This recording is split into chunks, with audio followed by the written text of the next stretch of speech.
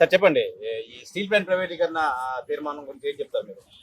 విశాఖపట్నంలో జరుగుతున్న సిఐటియు 18వ అఖిల భారత మహాసభ విశాఖపట్నం స్టీల్ ప్లాంట్ ప్రైవేటీకరణకు వ్యతిరేకంగా తీర్మానం చేయడం జరిగింది. యునానిమస్గా ఏకగ్రీవంగా తీర్మానం చేయడం జరిగింది.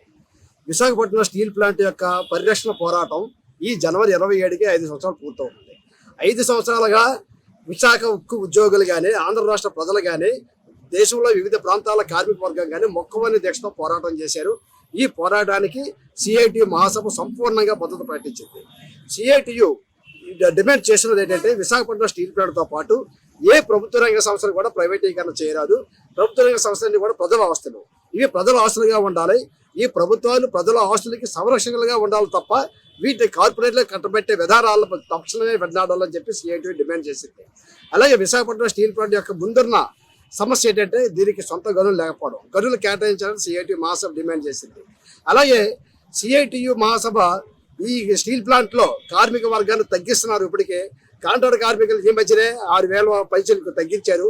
ఇలా కార్మికులను తగ్గించడం అనేది స్టీల్ ప్లాంట్ ప్రగతికి ఇది విఘాతం కలుగు చేస్తుంది.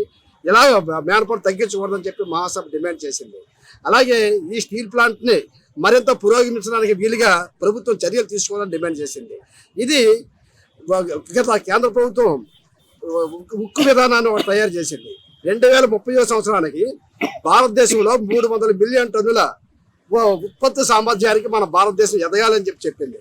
కానీ ఈ రోజు కూడా మనం 142 బిలియన్ టన్నులు మాత్రమే ప్రొడ్యూస్ చేస్తున్నాం. అంటే లక్ష్యం ఎంత ఉందో లక్ష్యంలో సగం మాత్రమే భారతదేశంలో ఉత్పత్తి అవుతుంది. ఈరోజు స్టాటిస్టిక్స్ చూస్తే ప్రపంచం నుంచి ఇతర దేశాల నుంచి మన భారతదేశానికి సుమారు 10 మిలియన్ టన్నుల ఉక్కు ఉత్పత్తులు దిగుమతి అయ్యాయి. ఎందుకు మనం దిగుమతి చేసుకోవాలి? ఇక్కడే మనం ఎందుకు ఉత్పత్తి చేసుకోకూడదు?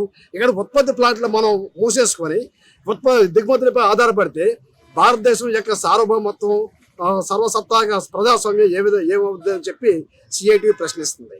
ఈ రోజు మేడ్ ఇన్ ఇండియా అని చెప్పి ప్రభుత్వం చెప్తుంది, మేక్ ఇన్ ఇండియా అని చెప్తున్నారు. ఇతర దేశాల నుంచి ఎక్కడికి వచ్చి ఉత్పత్తి చేయమని చెప్తున్నారు. మరి ఇతర దేశాలు ఉత్పత్తి చేయడం మానేసి ఇతర దేశం దిగుమతి చేసుకుంటే భారతదేశ పరిస్థితులు ఏమవుతాయి? భారతదేశంలో ఉపాధి ఏమవుతుంది? ఇక్కడ నిరుద్యోగ యువత నానాటికి పెరిగిపోతున్నారు. ఈరోజు ప్రపంచంలో అత్యంత ఎక్కువగా యువత ఉన్న దేశం భారతదేశం అని చెప్పి ప్రభుత్వం చెప్తుంది.